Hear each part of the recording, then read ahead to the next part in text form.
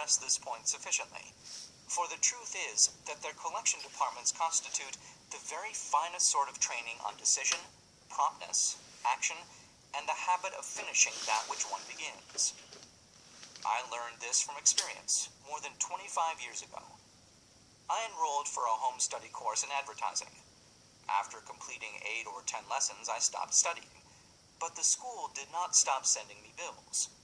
Moreover, it insisted upon payment, whether I kept up my studies or not. I decided that if I had to pay for the course, which I had legally obligated myself to do, I should complete the lessons and get my money's worth.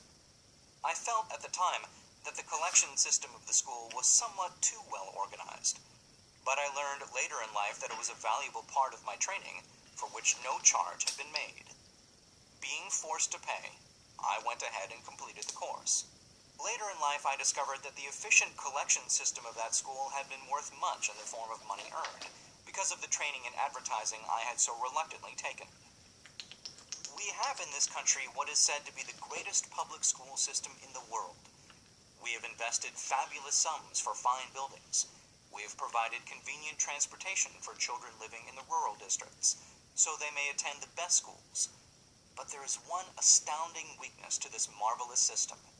It is free. One of the strange things about human beings is that they value only that which has a price. The free schools of America and the free public libraries do not impress people because they are free. This is the major reason why so many people find it necessary to acquire additional training after they quit school and go to work. It is also one of the major reasons why employers give greater consideration to employees who take home study courses.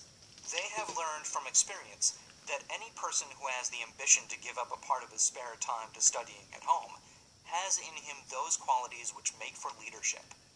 This recognition is not a charitable gesture. It is sound business judgment upon the part of the employers. There is one weakness in people for which there is no remedy. It is the universal weakness of lack of ambition. Persons, especially salaried people who schedule their spare time to provide for home study, seldom remain at the bottom very long. Their action opens the way for the upward climb, removes many obstacles from their path, and gains the friendly interest of those who have the power to put them in the way of opportunity. The home study method of training is especially suited to the needs of employed people who find, after leaving school, that they must acquire additional specialized knowledge, but cannot spare the time to go back to school. The changed economic conditions prevailing since the Depression have made it necessary for thousands of people to find additional or new sources of income.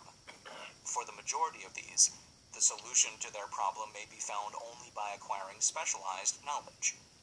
Many will be forced to change their occupations entirely. When a merchant finds that a certain line of merchandise is not selling, he usually supplants it with another that is in demand. The person whose business is that of marketing personal services must also be an efficient merchant. If his services do not bring adequate returns in one occupation, he must change to another, where broader opportunities are available. Stuart Austin Weir prepared himself as a construction engineer, and followed this line of work until the Depression limited his market to where it did not give him the income he required.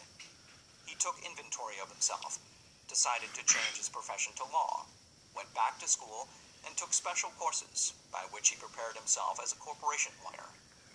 Despite the fact that the Depression had not ended, he completed his training, passed the bar examination, and quickly built a lucrative law practice.